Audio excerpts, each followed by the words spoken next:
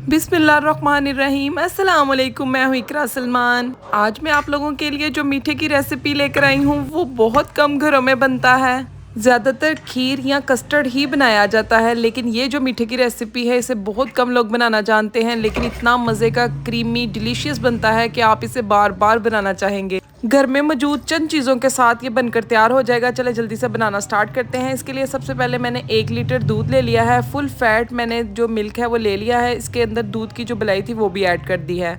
अब इसके अंदर 4 बड़े खाने वाले चम्मच कस्टर्ड पाउडर ऐड कर देंगे। कस्टर्ड पाउडर मैंने मैंगो फ्लेवर लिया है, आप वनीला फ्लेवर भी ले सकते हैं।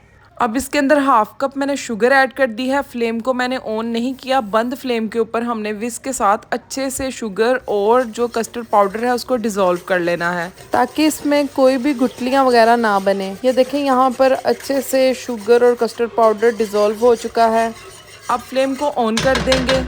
फ्लेम को ऑन करके इसमें बॉयल आने देंगे। मीडियम फ्लेम पर आपने सारा काम करना है। एक दफ़ा अगर आप लोगों ने इस तरीके से ये वाला डिज़र्ट किसी को बनाकर खिला दिया ना, तो यकीन करें प्लेटों की प्लेटें चट हो जाएंगी, लेकिन आप लोगों का दिल नहीं भरेगा। चलें जी, ये देखें यहाँ पर जैसे ही बॉयल आना स्टार्ट हुआ दूध में, हमने विस्क के साथ इसको अच्छे से ना मुसलसल चलाते रहना है, ताकि इसके अंदर कोई भी गुठलियाँ वगैरह ना बने। चलें जी, यहाँ पर इसको पकते हुए तकरीबन 2 मिनट हो चुके हैं। 2 मिनट में ये इस कंडीशन में आ जाएगा, लेकिन ये अभी पतला है, हमें अभी इसे मज़ीद थोड़ा सा थिक करना है। स्पून को आपने 1 मिनट के लिए भी रोकना नहीं है। जैसे ही आप रोकेंगे ना तो ये नीचे लगना स्टार्ट हो जाएगा, इसलिए आपने स्पून को मुसलसल चलाते रहना है और इसे मज़ीद थिक कर लेना है। 1-2 मिनट मज़ीद पकाएंगे तो ये इस कंडीशन में आ जाएगा। बबल जब आना स्टार्ट होंगे तो फ्लेम को बंद कर देंगे और इस कस्टर्ड को हम ठंडा होने के लिए साइड पर रख देंगे।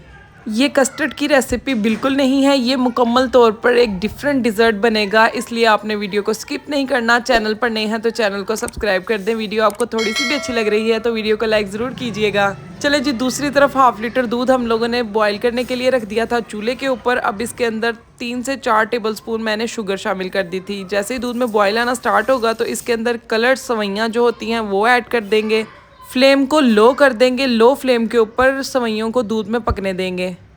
चम्मच को हम चलाते रहेंगे। ये देखें यहाँ पर दूध पक रहा है, फ्लेम हमने लो की हुई है। आपने दूध में सवैयों को तब तक पकाना है जब तक सवैयाँ अच्छे से गल ना जाए।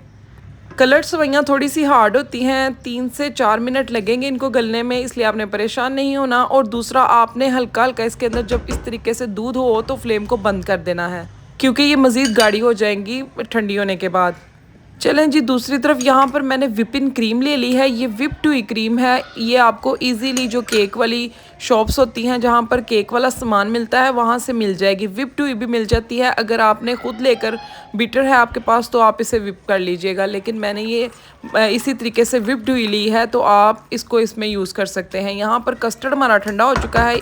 यहाँ पर कस्टर्ड हमारा ठंडा हो चुका है और ये इस कंडीशन में आ चुका है। दूसरी तरफ जो सवैयाँ थी वो भी इस तरीके से ठंडी हो चुकी हैं। इन दोनों चीज़ों को साइड पे रख देंगे। एक प्यारा सा बाउल ले लेंगे, उसके अंदर जो हमने कस्टर्ड रेडी किया है वो ऐड कर देंगे। इस डिज़र्ट की रेसिपी में कस्टर्ड हमें इसी कंडीशन में चाहिए, इसी तरीके से थोड़ा सा जो गाढ़ा हो। उसके बाद हम इसके अंदर व्हिप्ड हुई जो क्रीम है वो ऐड कर देंगे। इस स्टेज पर आप लोग डेयरी क्रीम का भी यूज़ कर सकते हैं, लेकिन जो बाहर डिज़र्ट बनाया जाता है कस्टर्ड से रिलेटेड कोई भी, उसके अंदर विपिन क्रीम ऐड की जाती है। इवन के कस्टर्ड के अंदर भी विपिन क्रीम डालकर ही उसे बनाया जाता है। एक तो इससे क्रीमी टेक्सचर आता है, टेस्ट बढ़ता है। दूसरा, इसके साथ आपका जो डिज़र्ट है वो पतला नहीं होगा। क्रीम और कस्टर्ड को मिक्स कर लिया है। अब इसके अंदर कोई लम्स बाकी नहीं है। अब जो दूध के अंदर हमने कलर्ड सवैयाँ पकाई थी उनको हम इसके अंदर शामिल कर देंगे। सब चीज़ों को अच्छे से हिला लेंगे।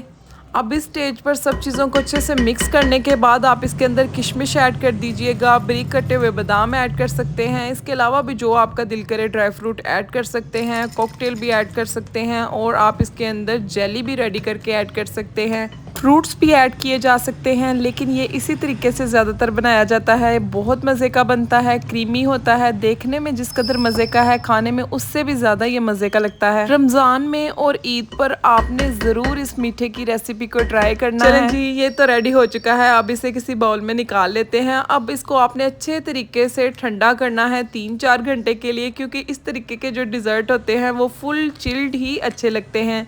चलें जी, अब यहाँ पर इसके ऊपर गार्निशिंग लगा देंगे। किशमिश और बादामों के साथ इसे गार्निश कर लिया है और ये देखें यहाँ पर इसकी माशाल्लाह से कितनी खूबसूरत लुक आई है। ये जो डिज़र्ट है ये 15 से 20 लोग आराम से खा सकते हैं। मैं यकीन से कह सकती हूँ कि अगर एक दफ़ा आप इसे बनाकर खाएंगे तो आप लोगों को इतना पसंद आएगा कि आप इसे बार बार बनाया करेंगे। और उसके बाद जो भी आपसे ये मीठा खाकर जाएगा वो इंशाल्लाह आपसे रेसिपी ज़रूर पूछेगा। बेहद क्रीमी डिलीशियस सा मुंह में घुल जाने वाला ये डिज़र्ट बनता है। चलें जी, आपने भी ट्राई करना है, फीडबैक भी दीजिएगा। इजाज़त चाहती हूँ, अल्लाह हाफिज़।